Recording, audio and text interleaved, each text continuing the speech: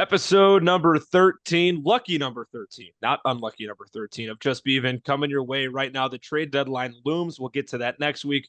But for now, we got some week 8 matchup recaps, some week 9 previews, our power rankings, and yet another Beavin guest here on this fine Wednesday. Andy, the Beav himself, Drew, JP, and Drew, an interesting background that I'm sure we'll get into later on as well. Fellas, how are we doing?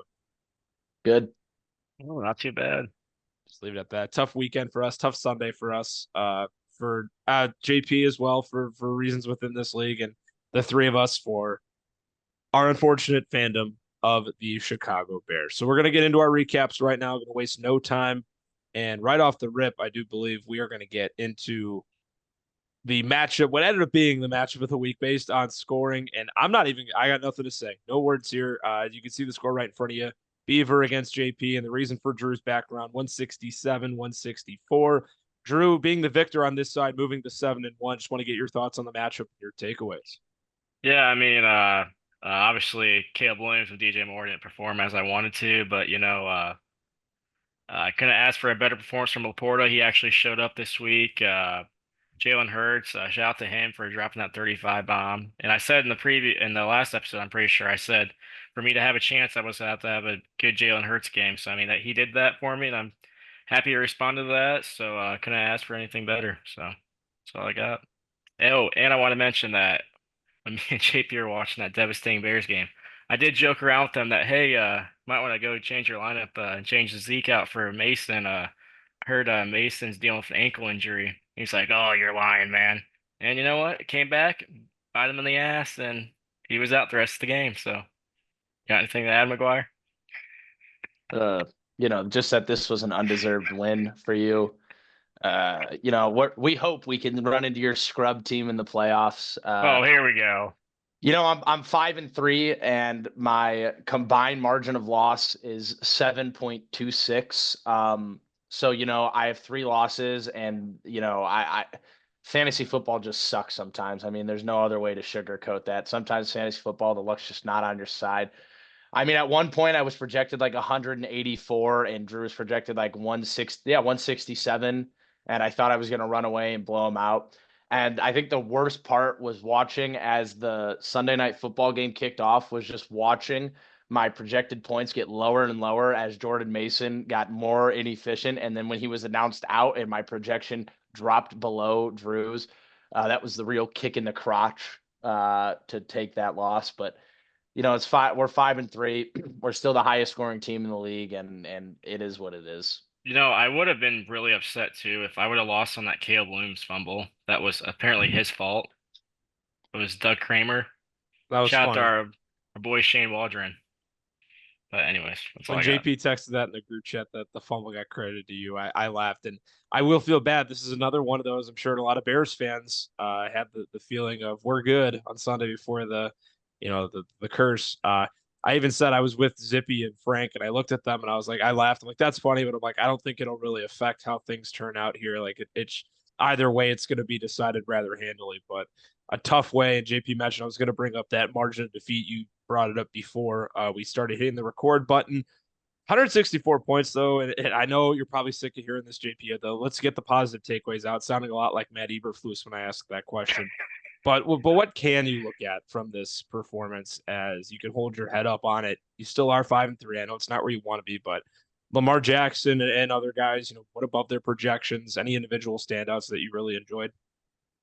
No.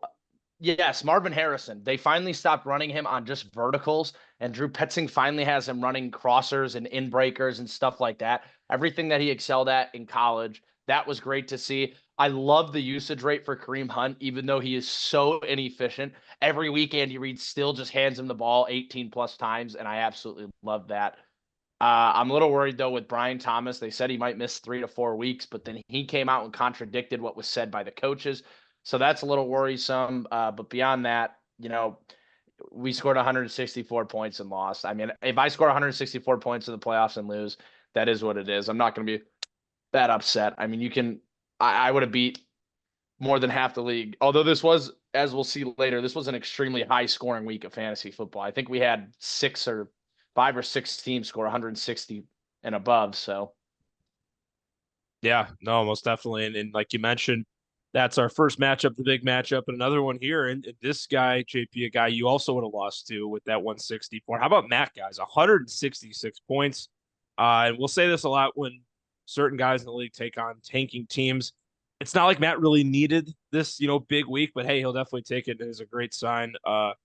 Good performances from Josh Jacobs, James Conner, Kate Otten out of this world. Happy National Tight End Day. We're going to see this throughout the recaps that the tight ends were fantastic over the weekend. Other studs include Dobbins, Stafford, and Sutton.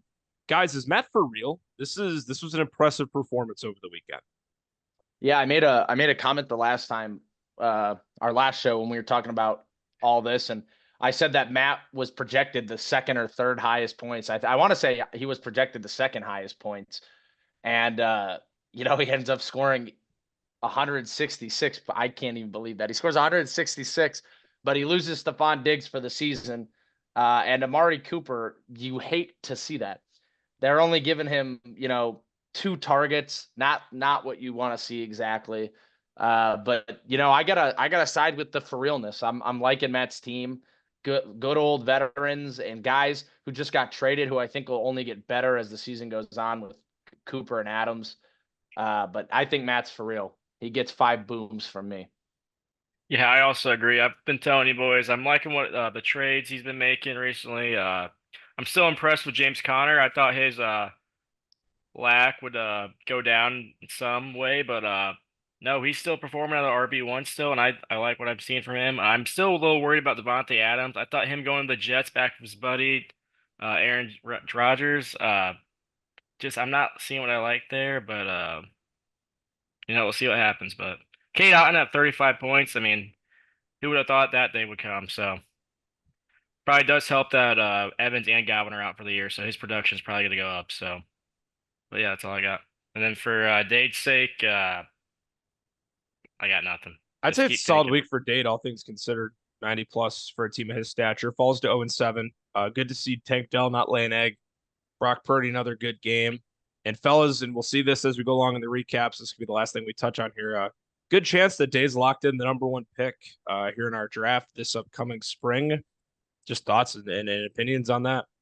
So does Yeah, everyone have 2 wins, right? Everyone's got two yeah, wins everyone besides has Dade, two huh? wins. Yeah. Yeah. And So Dade yeah. Dade already lost to Brady, and now Ty holds the tiebreaker against Brady. So it would take a miracle for Dade to not be picking first in the draft. But I do think we are safe to say that Ole Moose University, you are on the clock.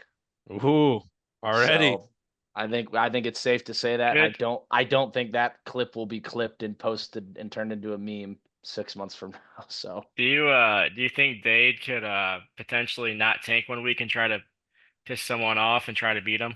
One of these higher Oh, teams? 100%. I mean, who wants to finish? I mean, you finish with 0 wins, you're forever written in the history books. Whether you were purposely tanking or not, that's still embarrassing.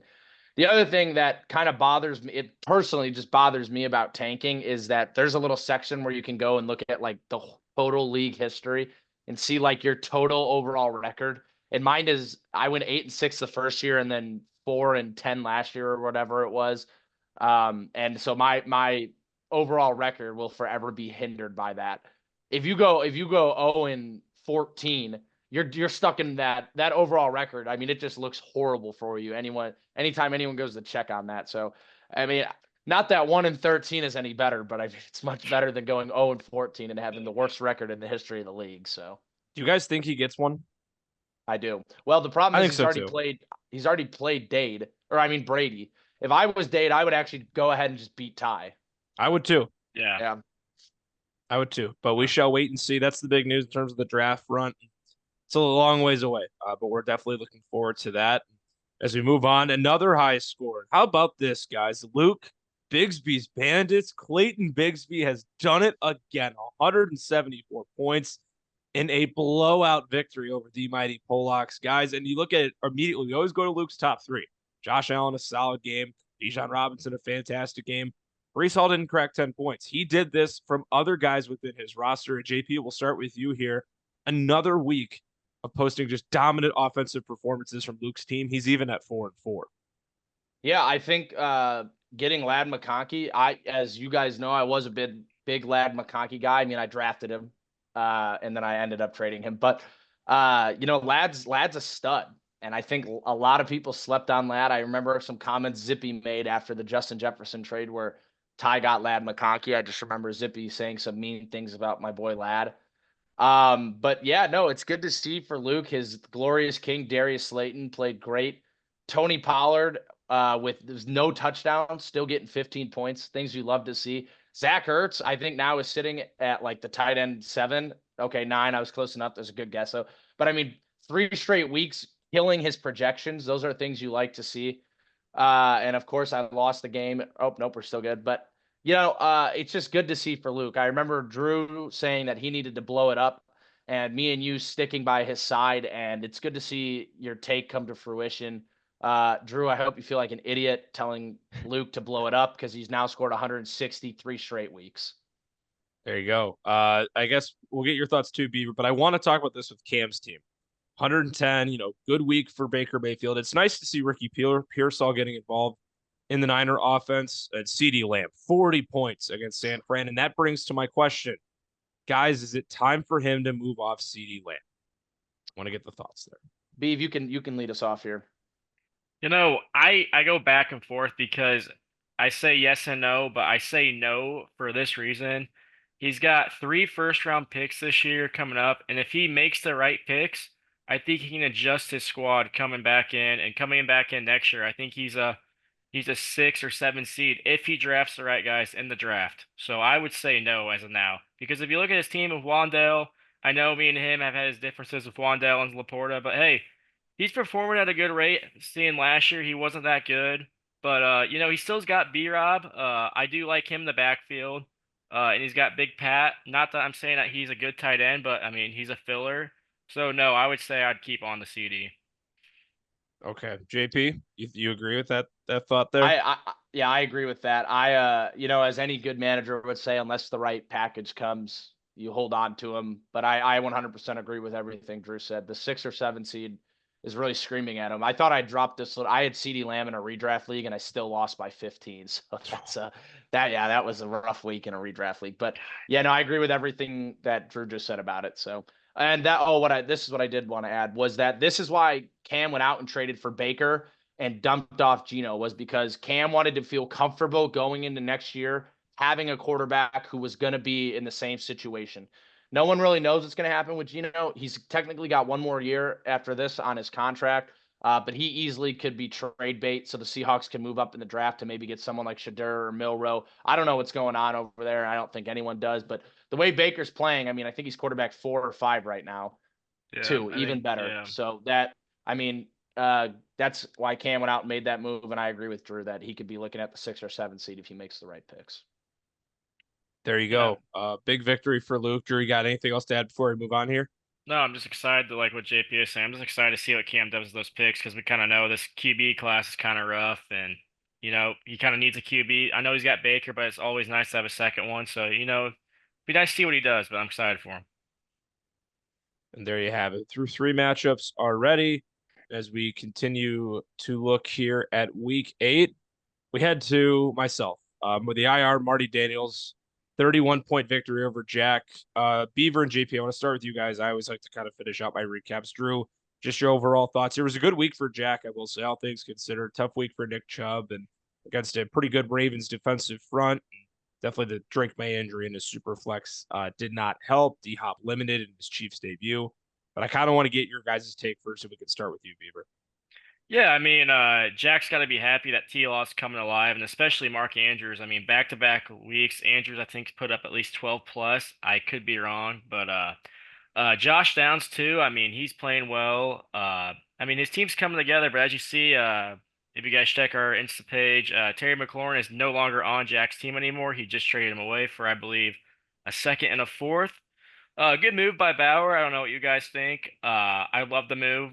He's 29, which is very odd because I didn't think he was in the league for this long. But it'll be interesting what Jack does this week for a trade deadline coming up. He's 4-4, I believe. But I think he has some pieces he should move. I'm not gonna say who, but I mean that's just my opinion. But let's go over to your team, Yak. I love the production from your team. It's nice to have Puka back. Everyone's saying he wasn't going to get that much production. I mean, 18 points for him when McVay says he's only going to have 40% of the snaps. I mean, heck, and then you have Calvin Ridley performing 143 yards with no touchdown with 22 points. I mean, you couldn't ask for better. So yeah. Yeah, I don't have much to say about the matchup, Andy. I believe I remember, if I remember correctly, I said that you were going to blow him out in this, and I think I said you were going to crush your prediction. But the one thing I do want to say is I'm a little confused on the direction that he's headed now. He's 4-4, and he holds most of the tiebreakers. Actually, he holds every tiebreaker with every 4-4 team right now, except Matt actually. But he beat Kale, who's 3-5, but he's beat Luke and he's beat Zippy. So it's a weird spot for him holding these tiebreakers and still kind of selling when I think he had the potential to, maybe steal a game or two and make a run to the championship. But it's neither here or there. Andy, your team had a great freaking week. It's good to see A-Chain back with his good production again, and just a great week from your team overall. Yeah, we were fired up this week. I was pretty fired up too. It's hard to not smile when you look at a 170. I believe that's our highest output of the season. Like you said, Drew, good to have Puka back. It was awesome to watch that on Thursday night. I was as happy as could be. Herbert, Kamara, A-Chain, Njoku, fantastic. David Njoku's been great. Calvin Ridley as well. Good to see him do his thing. I made a deal for Keenan Allen last week. I believe that was right after we got off the pod, right after the pod was uploaded. I still like the trade. I gave up Roman Wilson in a fourth, so I feel like I did pretty good there. He only got 2 catches against Washington, but an older guy, a bit more dependable. I feel like he got 7 targets. The target share is what I like to see out of Keenan Allen. That was definitely a positive. Got involved a ton. And I know he's a free agent in the offseason. If he stays with Chicago, great. If he goes to another winning team, it could be even better. So I like that move. And then in general, when looking at the team this week, the game ball last week went to John, our defensive coordinator, for holding Drew to under 100 points. This week, our offensive coordinator, Marcus Gilday, definitely responded to the bell, highest output of the season. And he got the game ball in the locker room after. So that was pretty cool to see. I gotta ask, did you give up Russ or Roman? Roman. You kept Russ? I thought you misspoke when you just said that. No, it's Roman, and Roman's on the IR. He's out for Yeah, that's what I thought. I was texting Yak too. I thought it was Russ too. Nope, it was Roman Wilson. I literally just found out that it was Russ. Oh my God, what a fleece. I can't believe I didn't freak out when I saw that. I thought you gave up Russ. Matt, I hope you watch this. What the hell were you thinking? What in the Lord? That makes 0 sense. And for what you traded to get Keenan, bro, you should be ashamed of yourself. That's crazy. Yeah. Great move, Andy. I did not realize it was for Roman. I thought it was for Russ. Because I remember you made a Russ joke in the group chat. You're like, "Oh, you're lucky I'm not starting Danger Witch this week or whatever." Yeah, the Danger Witch. I was like, well, you could start him. You traded him, and I still have Russ. Makes way more sense. Yeah. Great move on your part, man. I did not give you enough credit for that move. That's a great move. And I do want to add before we get off, 171. That's without DK Metcalf. No DK this week. So I'm. This is about as optimistic on my team, I think, that I've been in the 3 years we've done this league. I'm not saying we're world beaters, but we're 6-2. I'm excited, guys. I think this could be a special season. I just feel great about my team, and I don't think there's been many times over the 3-year history of this league where I say, week in, week out, I feel awesome about the group that I have. And like I said, trade deadline coming up on the phone. We're hoping for some more moves to come through. But if this is the group we have to roll with the rest of the year, I'm fine with it. Like, this is awesome, and I had a lot of fun with my team this week, so it was good to see overall. And another guy who had a pretty good week, our guest from last week's podcast, Frank. He took Kale to beat him. Made a great video after this went down. Posted it on our Instagram, as Drew mentioned, beaver.fest. Go check it out. We got polls now for our trades in each post if you want to go vote on each trade. But guys, Frank, near 170 point week. Good week for Kale, 137. But Frank's now won 6 straight, JP, and this continues to be, he's the definition of consistent and consistently good in this league. Yeah, second best team in the league for sure. He's great. Every single position has a star, a team's top 3 player at every single position for him. Even on bad weeks by London and St. Brown and Walker, he still manages to put up 170. KO with a little depressing week, missing Godwin really hurt. And it might be time to close the door on Kale's season. I don't want to say that yet, but I was so optimistic 2 weeks ago, and then he lost Godwin that it's just rough. But hey, that Bo Nix play really played off. Let me tell you, Yeah. Bo Nix looking like a true fantasy QB1, sitting at the QB9 now. Things you love to see. Just great. After we talked about Frankie's managerial moves early in the season, he makes the call to start Nix over Stroud, and boy did it pay off, because I mean that was a huge 17-point swing there. So good managing this week by Frankie. Good win for him. Kale, things are looking rough for him. Wouldn't be shocked if he sells at the deadline. Drew, and when you look at Frank's team too, to add on, I already mentioned National Tight End Day in full effect. Dalton Kincaid, Trey McBride were fantastic. Zay Flowers also played well. And for Kale, he had good performances from Travis Kelce and Jamar Chase, but I would say literally nobody else brought anything to the table with the exception of A-Rod and Najee. But even then, yeah. So I don't know what else you have on this matchup, but for Frank, it's definitely good to see him continue in terms of his standpoint. He's just running it all over the league at this point. Yeah, I'm curious. If you scroll down, could you click on St. Brown for me? I swear that he's had like 3 dud weeks. I could be wrong. Nope, I lied. Okay. Nope, I lied. I lied. Nope. Okay. Never mind then. Not gonna say anything then. But yeah, Frank, uh, his team's dominant. I mean, like JP said, he's got a team that every player that starts is a top 3 player on their exact team. So I mean, I got nothing else to say on Frank's team. For Kale's sake, I think it's time to hang it up. Uh, I just don't know what he's going for now. I don't. Has he played like the Dade and Jack yet? Because I feel like he has already, and he's already lost to He Jack, lost right? to Jack, yeah. Yeah, so I mean that's one of those like in the between wins where you're like, oh, this would change my season, and he already lost to him, so that's not looking good.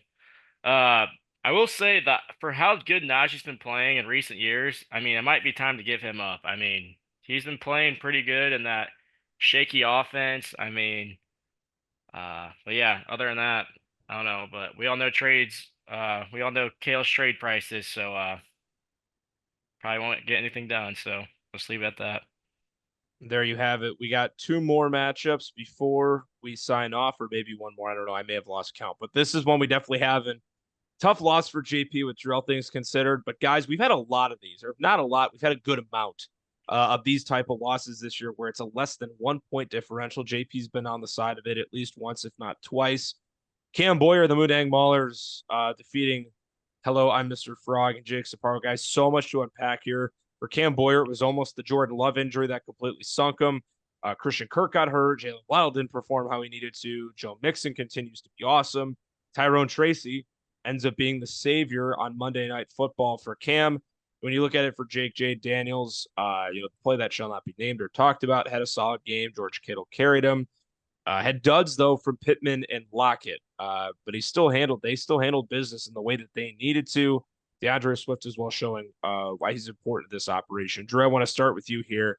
Just a crushing loss for Jake in a week where his team, with the exception of those two receivers, Pittman and Lockett that I talked about, did pretty much everything right, but he still couldn't come out on top. Yeah, just a bad week for Jake. I mean, another loss. Nothing he could have done here.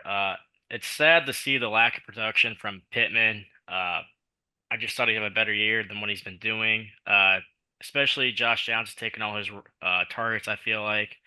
Uh, but if you scroll down, Jake might be in some trouble with the news. Richardson getting benched for being too tired.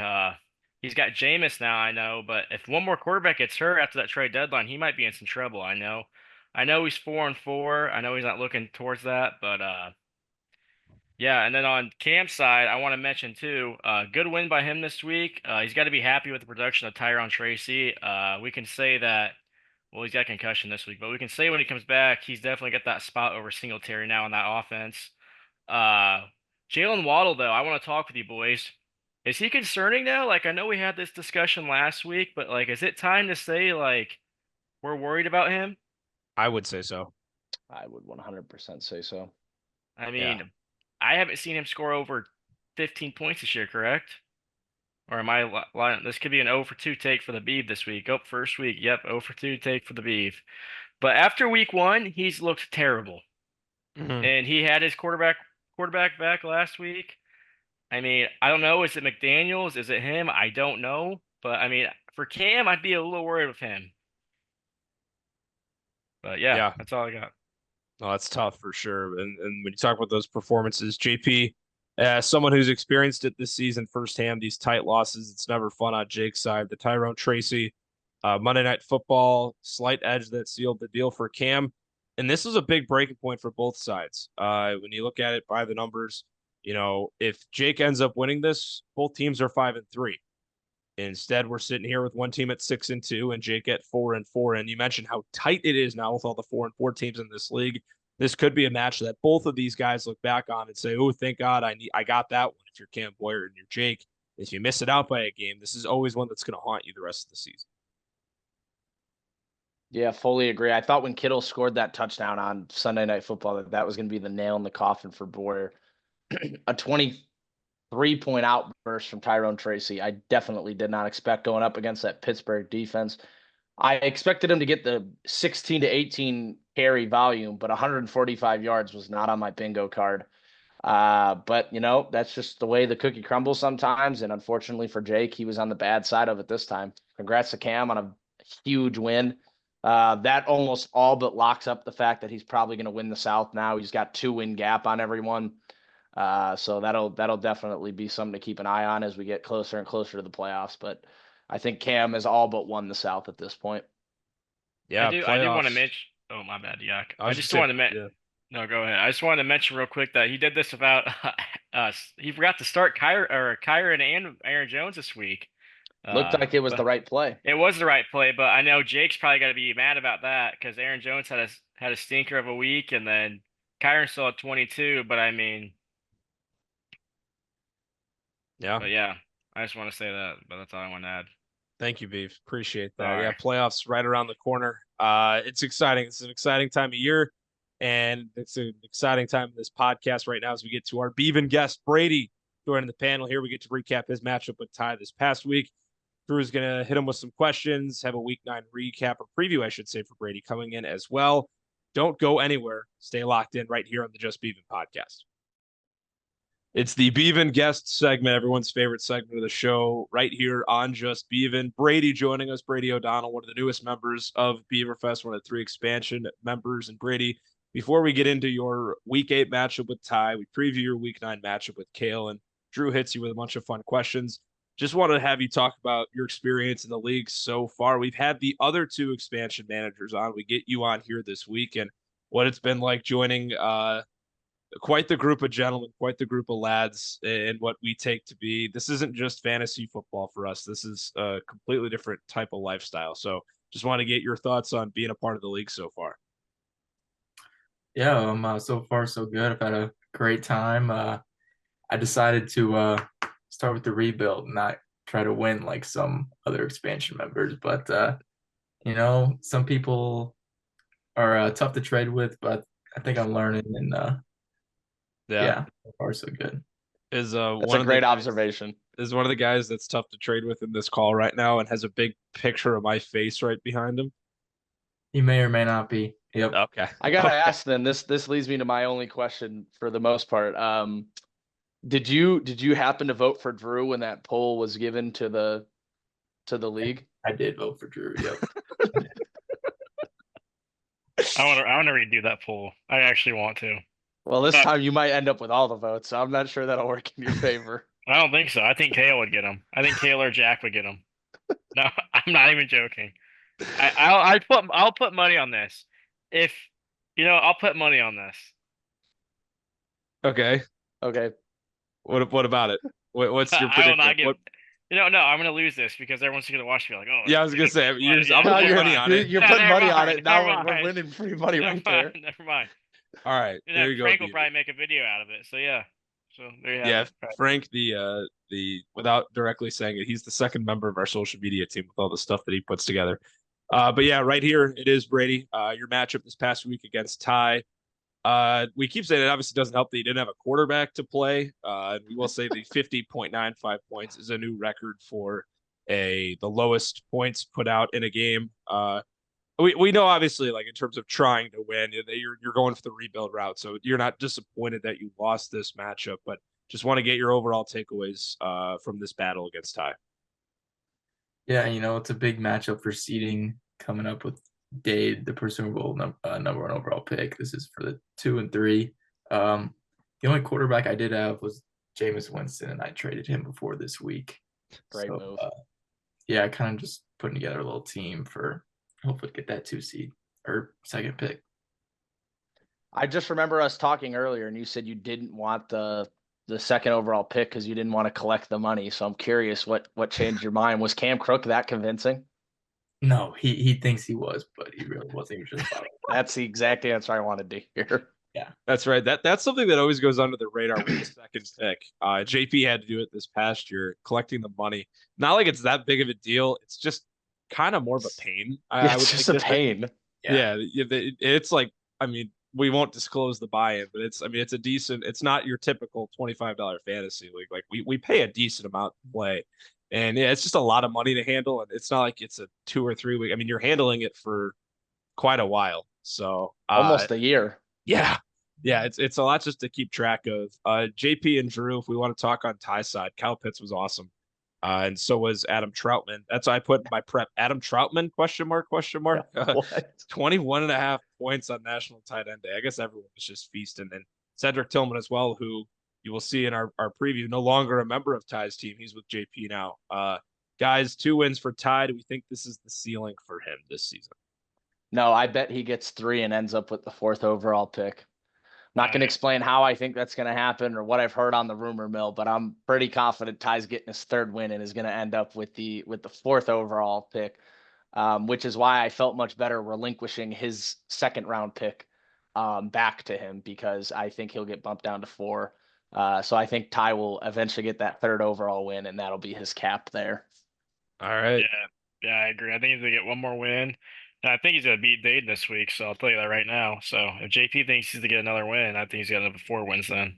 Yeah, then if he beats Dade this week, then I think he ends up with 4 wins and potentially ends up with the 5th overall pick. But There you have it. Oh, That is. no, You got anything else, Beaver?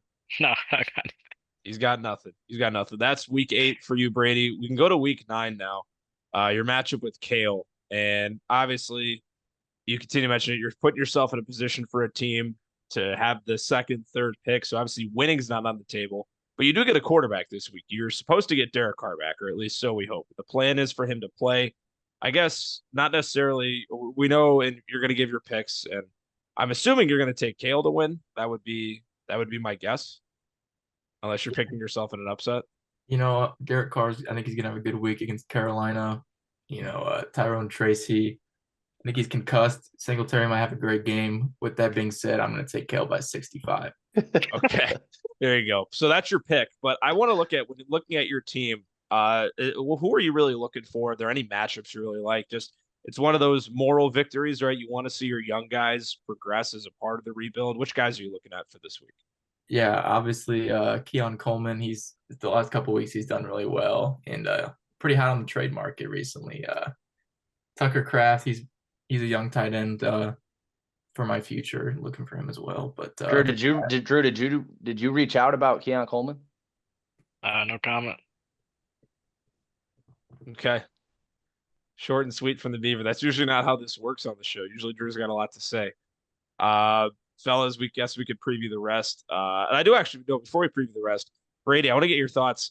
Drew nailed it on the head with his prediction of Tank Bigsby becoming the guy in Jacksonville. Do you want to thank Drew for that? Do you think he spoke that into existence?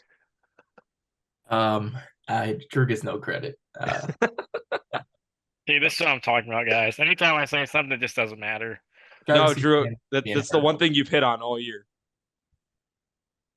I know. Think about it. That's the one thing you've said all year. That's worked. I told you he was gonna have that good week, and you guys were like, "Oh, you're just a clown, man." Like, keep thinking that. And then 2 touchdowns, 85 yards. I mean, there you have it. Brady, would you say that Drew is a clown? Is that what is he a clown? Does he amuse you? Does he make you laugh? Zippy, I know you'll get that reference, so. No comment. All right, let's make the picks for the week. What do you say? We didn't make our picks for that game, fellas. Oh, I'm taking Brady. No, I'm kidding. I'm taking Kale. Yeah, I'll take Kale too. Mustang Kale. All right, we'll rapid fire these before we get to our questions for you, Brady, from the Beaver himself.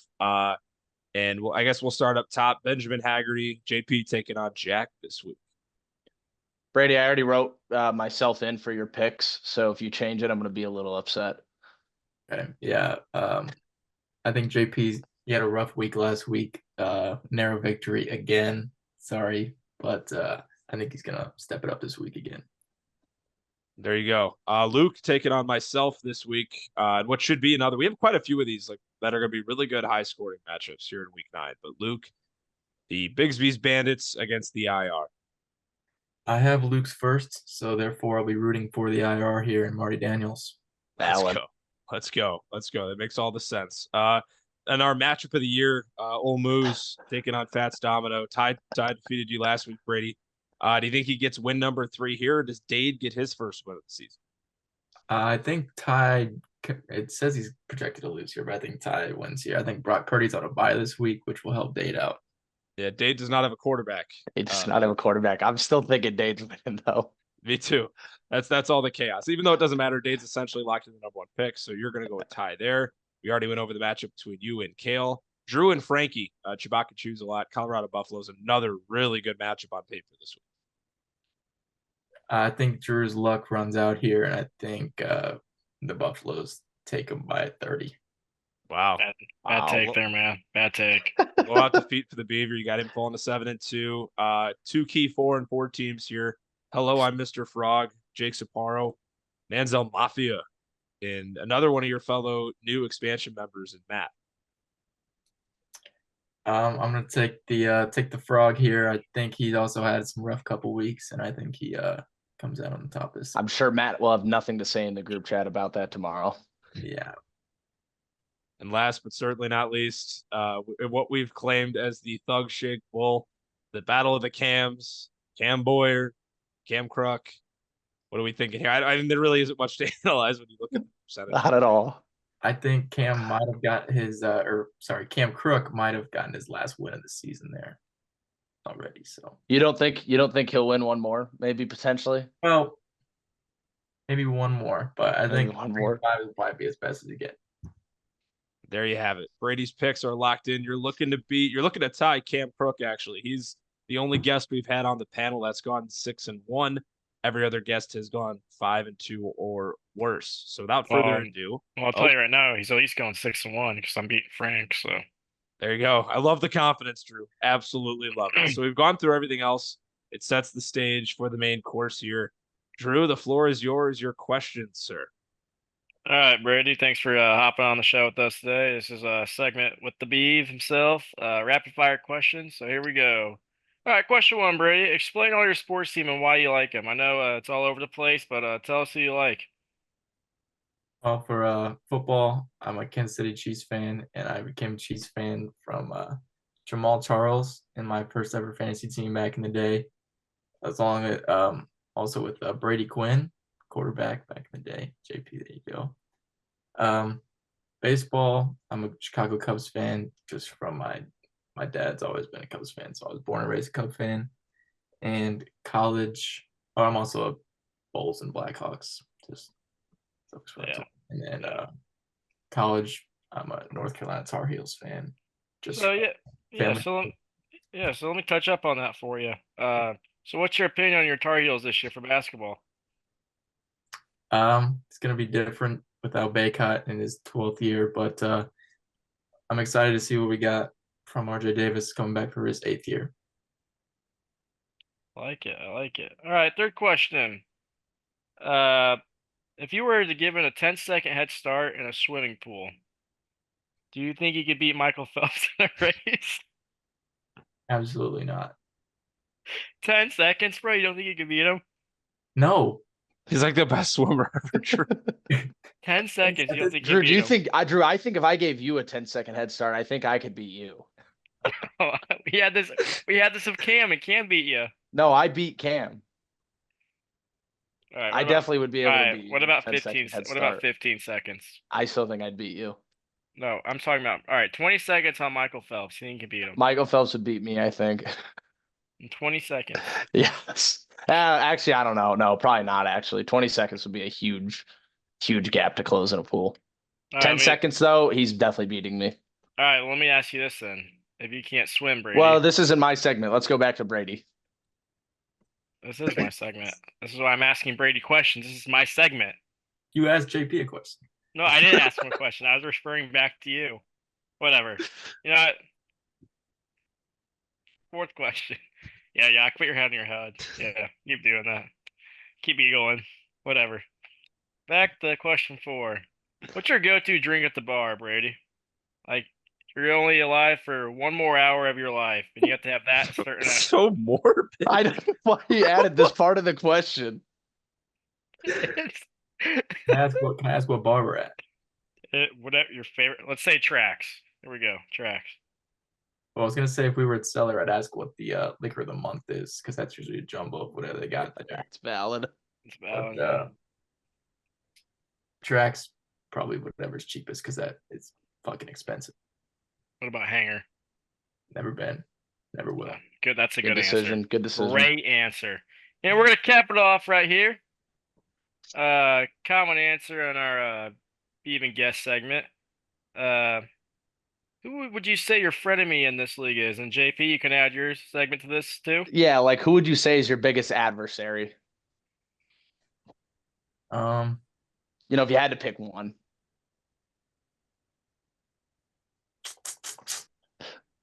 I don't know. I mean, I don't think I've made any enemies so far, but maybe the Henny God over there. Matt, Ooh. I was thinking him or Drew was for sure going to be your answer. I thought my name was getting brought up for sure, and I was gonna. You're just if things don't go his way, he tends to get mad. You don't And say. You're lost. There You're we lost. have it, guys. There we have it. Thanks for joining the show on the Beavin Guest segment, and I'm gonna throw it back to my boy Yak here. Thanks again, Brady. Thank you. Attaboy, Drew. Yeah, Brady, once again, thanks so much for joining us here, man. Appreciate you taking time out of your evening. The Beavin Guest for this week, Brady O'Donnell, right here on the Just Beavin podcast. Brady, thank you so much for coming on, being the Beavin Guest here this week, and we will transition after Drew asked him those fantastic questions from those and his preview of the Week 9 matchup that he is in, so we will not preview. We already gave our picks for this week, him taking on Kale. We got 6 more matchups to preview, gentlemen, and we start right up here with JP. But before we get into JP versus Jack, JP, our current records, how everyone did last week, and where we stand in terms of what games were correct and wrong for Week 8. So last week, you both went 6-1. Me and Frankie both went 5-2. Me, Andy, and Frankie all missed. We all picked myself to win, and Drew ended up winning that. And then you chose Cam Boyer. The other 3 of us took Zippy. And so that's all the misses. I mean, it was actually a pretty chalky week. Beyond those 2 games, there was definitely a real world where Drew could have gone 7-0, but he went with Zippy over Cam. But our total records are: I'm leading at 42-14. Drew right behind me at 41-15, and Yacht gained a game back, not only on Drew, but also not on Drew, but on myself at sitting at 40-16. Frank falls right in with the rest of the pickers at 5-2. Cam Crook's still the only one to go 6-1. Attaboy, Cam. Love stuff, to Cam. hear that. Good stuff, Cam. We'll see if anyone can dethrone Cam, and we'll see this week if it's Brady. Brady just gave his picks, but we still have to give the rest of ours. We're going to start here. Benjamin Haggerty, after a rough loss last week, coming off and playing a team who also lost last week, and Jack 5-3 against 4-4. JP, it's your matchup, so we're going to give you a bulk of the preview here. Just your thoughts going in and taking on Jack. Yeah, this is the most points I've ever been projected in a singular week. Jack losing Mike Evans, Drake May, who knows if he's going to play. Mark Andrews has been so touchdown dependent. I can't see a world where this is close. Otherwise, Benjamin Haggerty is for sure losing the defensive play calling duties because we just can't have this anymore. But I'm expecting a big blowout here. Big games from Cup this week. Actually, I'm really the young guys I'm looking forward to this week. I mean, Bauer has projected 17. So just love to see that, but I'm picking myself here in a landslide. Drew? Yeah, I'm also going to lean towards Benjamin Haggerty. I just don't see Jack keeping up with his pace. What does worry me in JP's matchup, though, is that It'll be interesting to see how Lamar and Henry do against this Denver D. I'm kind of curious if this will depend if like they're legit or if they're not. So I'm kind of interested to see that. But I think Cup's gonna have a giant game. He kind of had a stinker last week. He got in the end zone, but I think he had 11-20 or something. Not many targets. We saw Puka took those away from him, but it'll be interesting to see how it does. But I don't like Jack's team now after he traded McLaurin, so we'll see what happens there. I should say I'm also a little worried about Marv.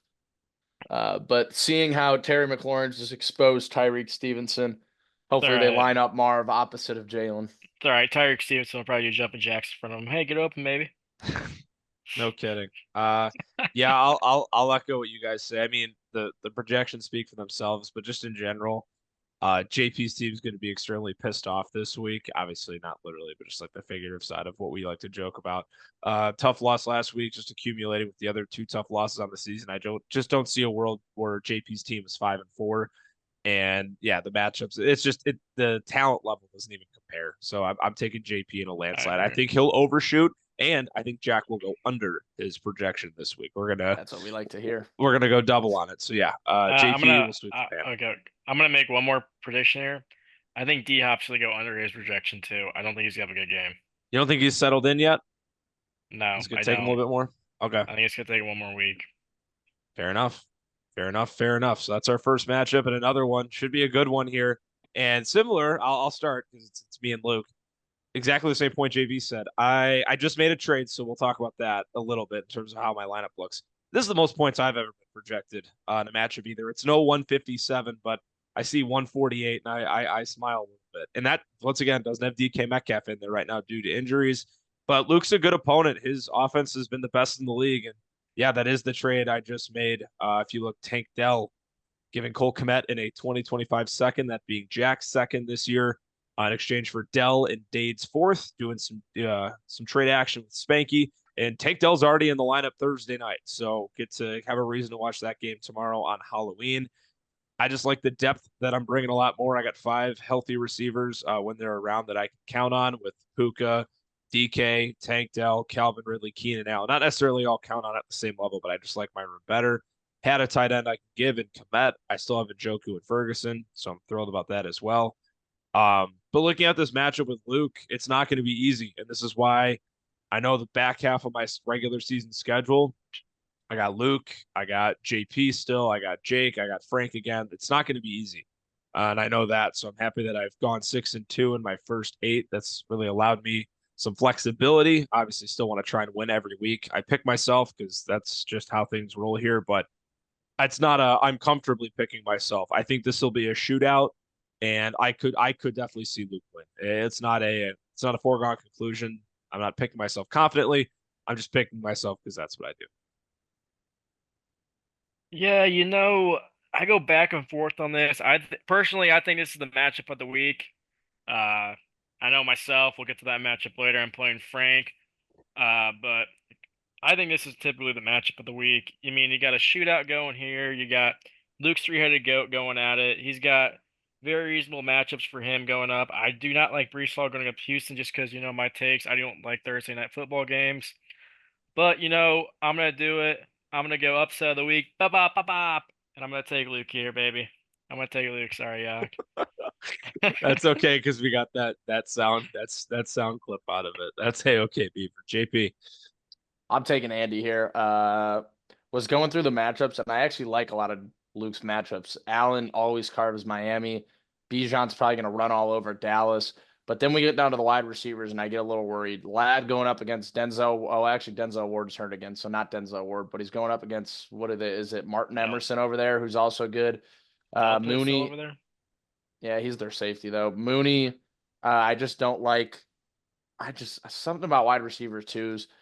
Slayton is still a bum. I really don't care about the random 15-point outburst. And Tony Pollard going up against the New England defense, which is typically good against the run. And then Flacco against Minnesota. That actually has potential to be a big boom game for him because I said it when the Lions, I believe, were playing the Vikings the veterans don't struggle against that Brian Flores all-out blitz or fake blitz No. defense because they've seen it a million times just from different coordinators. So the veterans don't typically struggle with that. So I do like a lot of Luke's matchups. I just happen to like Andy's matchups more. A-Chain's going to run all over Buffalo. Kamara should get 400 points against Carolina, and Puka always feasts against the other NFC West teams. I expect big things from them, although I do expect a dud week from Tank. But I still think Andy wins with the tight end premium and Njoku and Fergie. So I'm taking Andy. So can you before we move on this real quick, can you scroll down for me real quick? He's got a better option than Darius Slayton, right? Or am I just my You I got guess, out already? no, T. Oh, Higgins. Hawk, TJ T. Hawk, Higgins. T. T. Higgins. Higgins. Yeah. See, Oh, boys, when they shoot. get So- healthy, So if I'm he not starts, lying. if he starts Hawk and Higgins, oh God, Luke, why couldn't you have set your lineup before this? You know what? I'm still sticking with my gut though. I'm taking Andy. Yeah. Appreciate it. Love it, boys. It should be fun. Another good matchup here this week against I like another good opponent. And this right here, ladies and gentlemen, it's not as big of stakes anymore because Ty won last week, but still the matchup we have all been waiting for. Drew, what do you got? Oh my God, I just saw this. Dade doesn't have a quarterback to start this week, does he? I don't know. Does he? Does he not? He doesn't have Nope. a quarterback to start this week. Nope. No So- quarterback. So for that reason, And he's still projected to win. That's freaking crazy. for that reason, I am taking Ty to win this game. He doesn't have a quarterback. Ty just got Sam Darnold from Mr. McGuire, which Ty, if you watch this, what the hell were you thinking? Anyways, yeah, I'm gonna take Ty here. Pitt's been playing well. He's going up against that terrible Dallas defense. Gabe Davis, if he plays, he'll be the receiver one this week. So yeah, I like Ty's team. Does he have those big impact players? No. Does Dade? Absolutely. He's got Addison, who hasn't had a good production yet, but he's got Jaden Reed, and now he's got Cole Kmet. So it'll be interesting. I think this could be a matchup of the week too. But with Dade not having a quarterback, I'm gonna slightly go with Ty here. What are you All boys right. thinking? What do you got, JP? Yeah, I'm taking Dade still. The firepower is it's just unmatched. I mean, if Ty wins this, it's because Dade only scored like 72. I mean, Ty just doesn't have the firepower to match Reed, Addison, Komet, even Michael Wilson having That's a low solid, number for okay game. Wilson. That's a low what I number. thought too. I mean, I know it's the Bears in our secondary, but it still could be a banged up secondary. We don't know Gordon or Brisker. Do we know what those guys are? Stats? I feel like it's too anything early on to Brisker. know. It's Wednesday. Brisker's been all over Twitter, but he won't tell us if he's playing. Yeah, but if we're being honest, is Dade gonna start Addison and Reed? Like, is he gonna start them both? I think he's gonna try and win this week. Yeah, I do. He I think can. he's gonna try and win this week. I'm taking Dade. Yeah, we talked about it earlier in the podcast, and yeah, no, I have it written down. I wrote this down before I realized that Dade didn't have a quarterback to play, but I'm going to stick with it. I'm taking Dade as well. Just makes sense that he wins a game. I can't in my gut see a team not win a game in the league this year, even when they're not trying to. It just doesn't seem right. Doesn't make sense.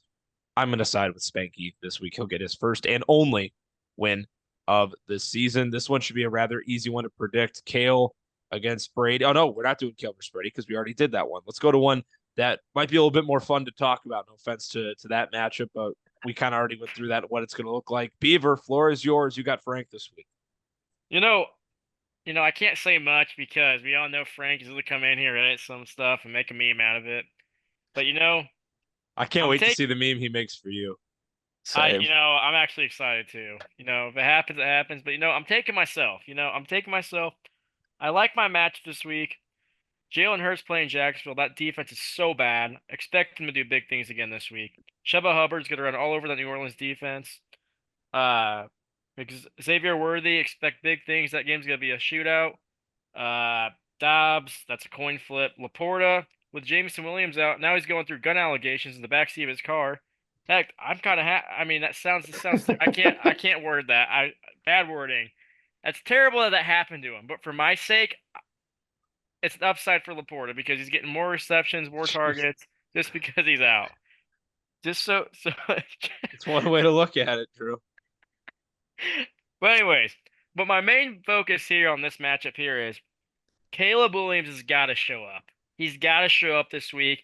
We're playing an Arizona Cardinals team that has not a good defense. He's got to show up. Now on Frank's side, Frank's side. This is going to show if Bo Nix is him. He's going up against a good Baltimore defense. Can he sling the rock this week? Can he run against that D? We're going to see what happens. I expect big things from Dalton Kincaid this week, which scares me. I think this is a blow-up game for him. Another game that's going to be a fucking shootout is going to be Miami versus Buffalo. I mean, it's going to go crazy in that. McBride, I think he's going to get clamped, but, Ertz just went off against us. Yeah, I think it's going to be up in the air matchup, but, I think I'm going to take this win again. So you'll see what happens. I want to butt in here. I'll give my pick. I'm taking Frank. It's hard to go against Frank at this point with considering what he does every single week. And I think he's gotten the hard part of his schedule out early. And I don't think he loses another matchup until he plays me again in week 14. So that'll make my picks pretty easy the rest of the way with his matchups. It's nothing against you, Drew. It's just when he can consistently put up 170, it's really hard to side against that from an unbiased standpoint. I mean, do I want you to win? Probably, but if I'm just picking from a neutral point of view, I'm going to take Frank. So that makes the decision pretty easy for me. Man. I get it. Yeah, I actually like all of Drew's matchups. But I also like almost all of Frank's matchups, and Frank just has the better team. I think it's going to be closer than the spread is indicating at 23. Definitely. I don't think it's going to be that. I think both teams score in the 160 range. I'm sure at the end of the week, Drew will probably have highest points and loss awarded to him because I really like a lot of his matchups. But I'm going to take Frank to win as well. I will say this too before we move on, boys. Shout out to you, Frank. I'm still looking from that stinker week from Frank. He's been on a hot streak. I'm still waiting for that stinker week, just like I had against you. He had it in week 1. That's what I'm saying. He hasn't had one since. So I mean, it's coming up. I don't. I don't know. I don't know if stinker. I don't know if stinker weeks and Frankie belong in the same sentence.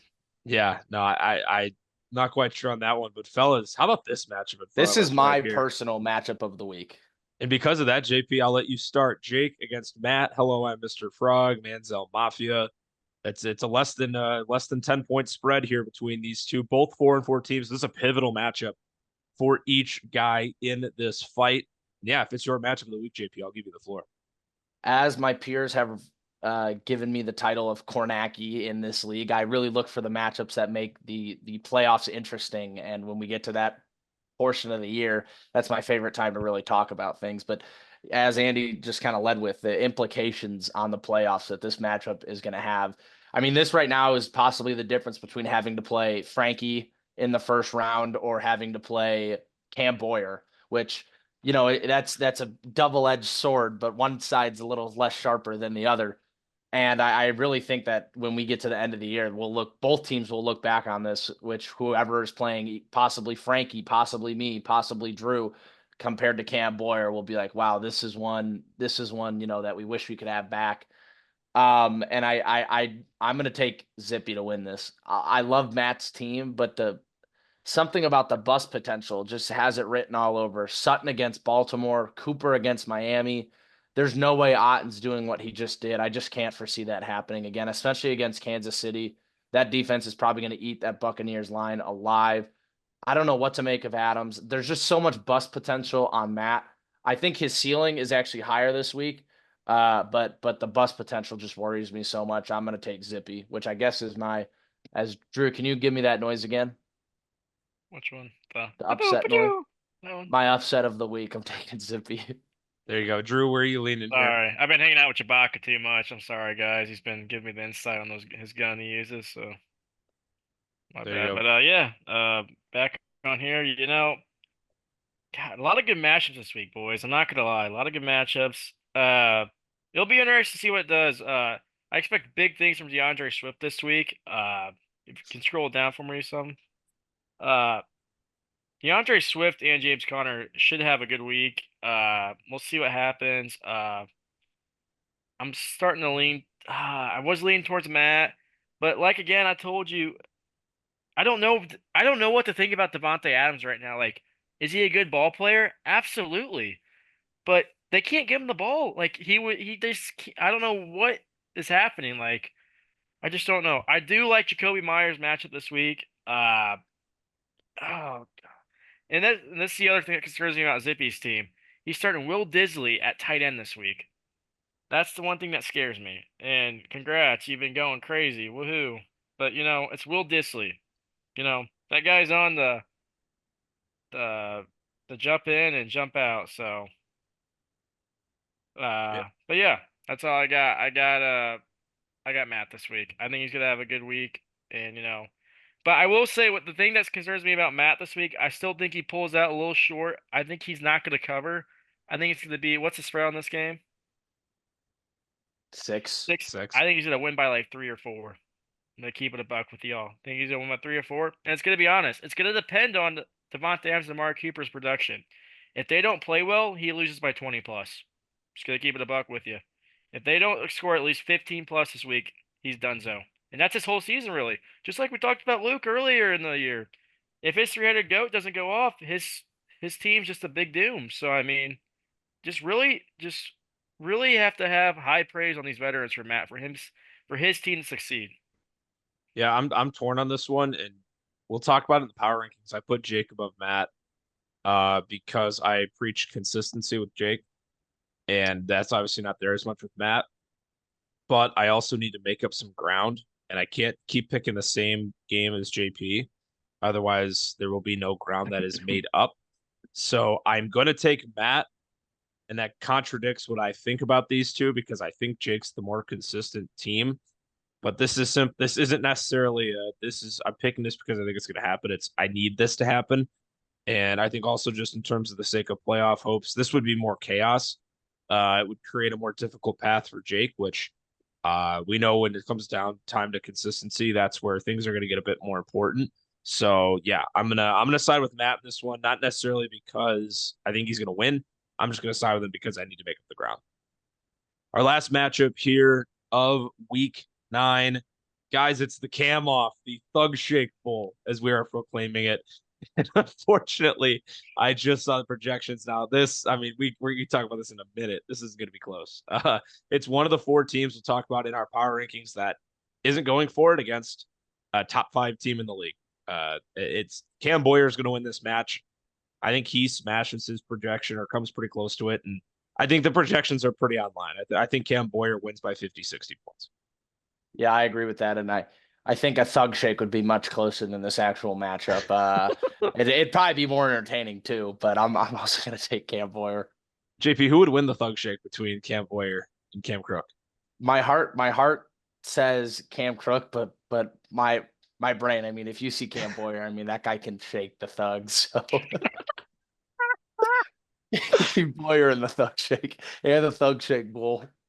Drew, what do we got?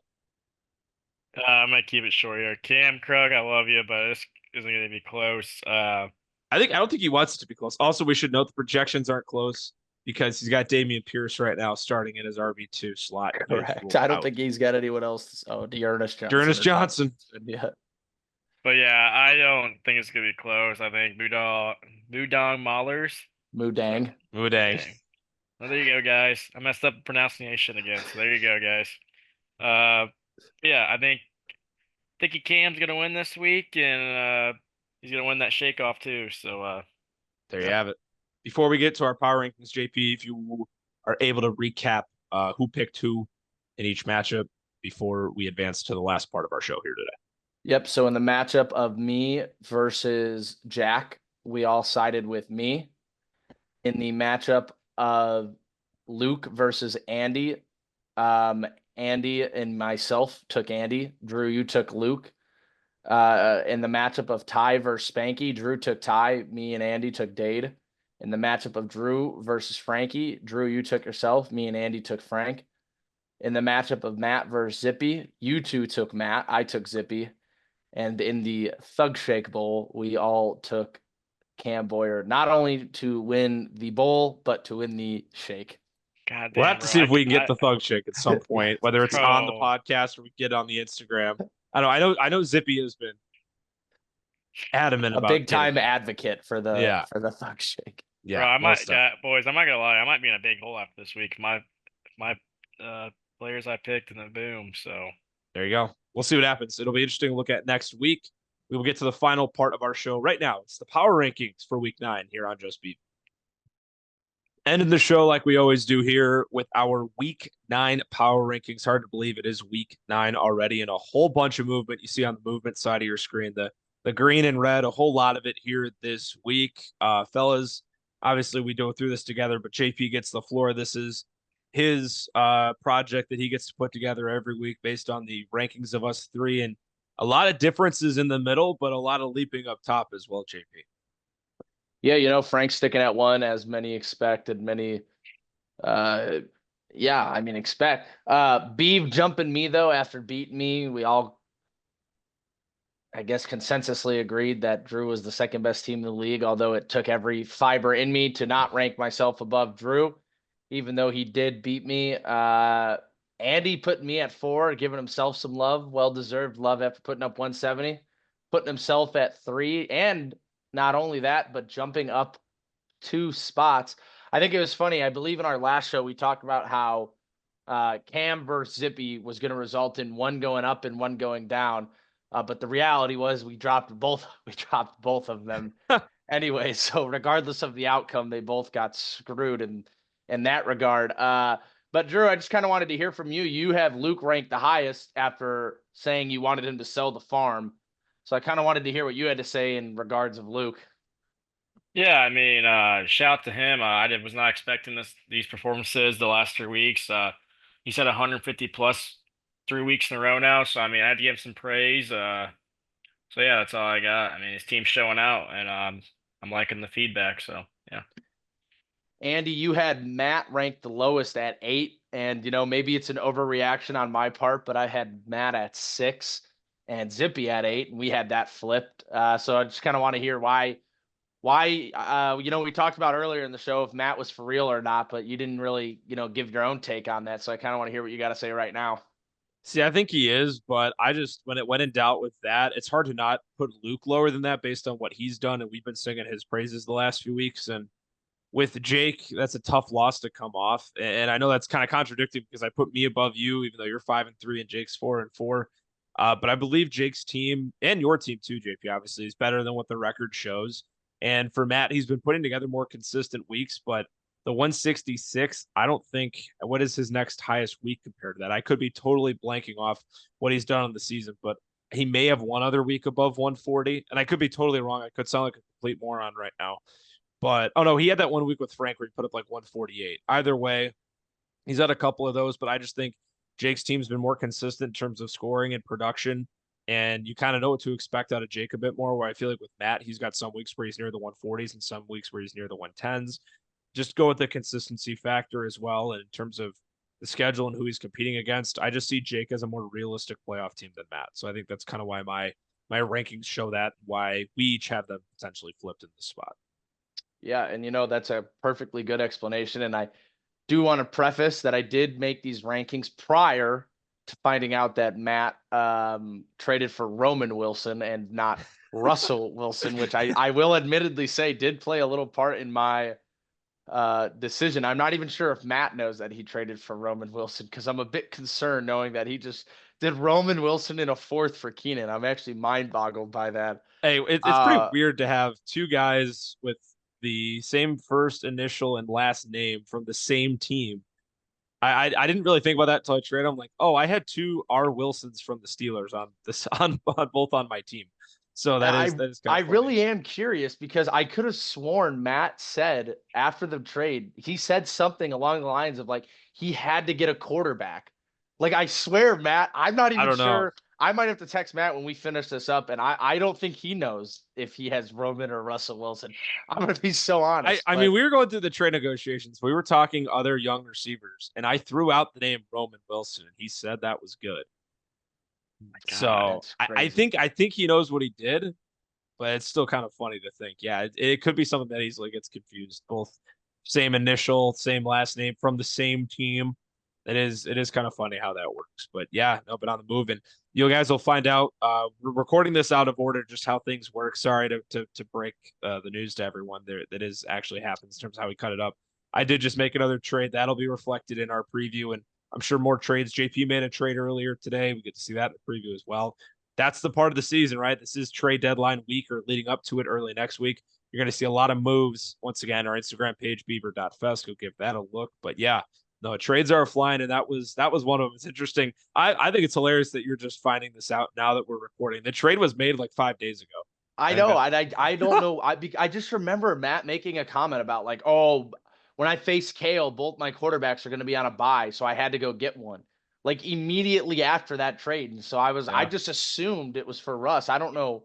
I don't know why. I don't Roman Wilson for Keenan, or Roman in a fourth for Keenan is just not clicking in my head. I mean, there can't be anyone who says that's a logical move, I guess, outside of Matt, but I can't believe I didn't notice that and react to it more harshly when it happened. So this is like my real and honest reaction to it because I have no idea what it was. But anyways, moving on here, we have Kale, who didn't move, but I actually dropped him in my rankings to 10. Actually, I may have had him there last week too. I really can't remember. But Kale and Jack both suffering from injuries, and now Jack, I also made these rankings before the Terry McLaurin trade, which we mentioned earlier in the episode. I would probably now flip Jack and Kale and have Kale at 9, but it is what it is. But yeah, I mean, this bottom feeder, I love how we all agreed that Ty is now 12 after putting up 120 points. It's a big week for him. I was really hoping that you guys were Brady doesn't have a quarterback. I mean, how can we not put him 14th? Well, now he does. Derek Carr's back. Oh, is he? Yeah. It's supposed to be. Yeah, supposed to be. No. He just came out now that said he will play on Sunday. There you go. Well, I still think Brady's team is worse than Dade's at this point. Hold up. Let me pull it up for you guys. I think part of it with ranking Dade is we're just have it locked in our heads that he is. I can't do it because I got the background. Never mind. That's okay. He's supposed to. We'll see what happens. Drew's got his phone, which is now being blurred out by the background. I can't do it, guys. I'm sorry, but it says right here, Derek Carr oblique will play in Week 9 against Carolina. There you go. So. I still think Brady's the worst team in the league, barring anyone's record. I mean, he just scored 50 points. What, Derek Carr scores 16 and he scores 66? I mean, Brady's team's terrible. It is what it is. He's got a lot of draft capital, and Rashee Rice is hurt. But anyways, what I do expect is, I haven't really looked at the matchups this week, but there were two that I noticed that I think could have some big impacts on the movement. Frankie plays Beaver, so 1 and 2 in our power rankings go up against each other. We had 2 and 3 go up against each other last week, and there was another one. I play Luke. Yeah, I was just about to say Andy plays Luke, and I think that could have some movement effects as well. And Matt plays Zippy. This should be a very interesting week when we go to make our picks. This definitely could be a spicy week with a lot of movement. We'll talk about those picks a little later in the episode. But, pretty simple week here in terms of like overall movement. Nothing really with the middle interesting group, just the top dogs kind of shifting around based on some wins and losses here. But I really think next week 10's rankings could have some big discrepancies between us, where these last 4 weeks, the 4 of us or the 3 of us have kind of been locked in and pretty in sync with where we're ranking guys. But I do think that this next week could definitely stir some things up especially with the trade deadline. CeeDee Lamb could be on the move, Jamar Chase, Tyreek Hill, Travis Kelce, just some names that are getting thrown around in the league. But yeah, I mean, that's not a whole lot to say about this week's power ranking. So yeah, fellas, Drew, I do want to else say. To add? No, Andy, go. I just want to say, third year of the league, and it might be we might be playing it up a little bit more because we have a podcast now. We talk about it every week, but guys, I'm going to say it. Last year, it was fun last year, but it was kind of a down year compared to what we had in the inaugural year of the league. I think this is the most fun the league has ever been. It's always fun. I'm not saying it's never not fun, but last year was a bit of a down year. We had a lot of the guys in this league who are more, social and do a lot more of the bantering, going back and forth. The 2 gentlemen that I'm with on this panel right now, both were trying to lose.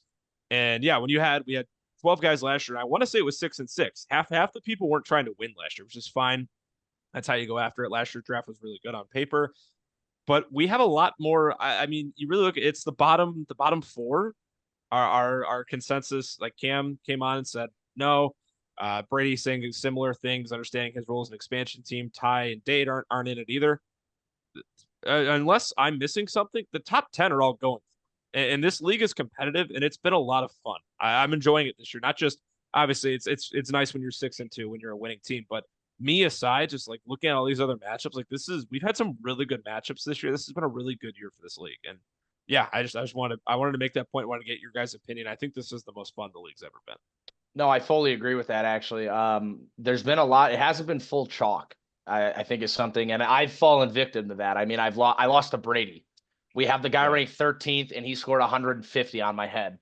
I mean, it's just, yeah, it's nothing you can do but laugh. But I mean, yeah, it just hasn't been a whole lot of chalk this year. I mean, week 1, Andy beat Frankie, and Frankie's supposed to be the best team in the league by miles, and Andy comes in and knocks him off. Frankie starts 0-2 to start the league. Almost started 0-3 against Zippy there, but pulled it out in the end. Yeah, I fully agree with you though. 10 teams competing, and it hasn't been a lot of chalk.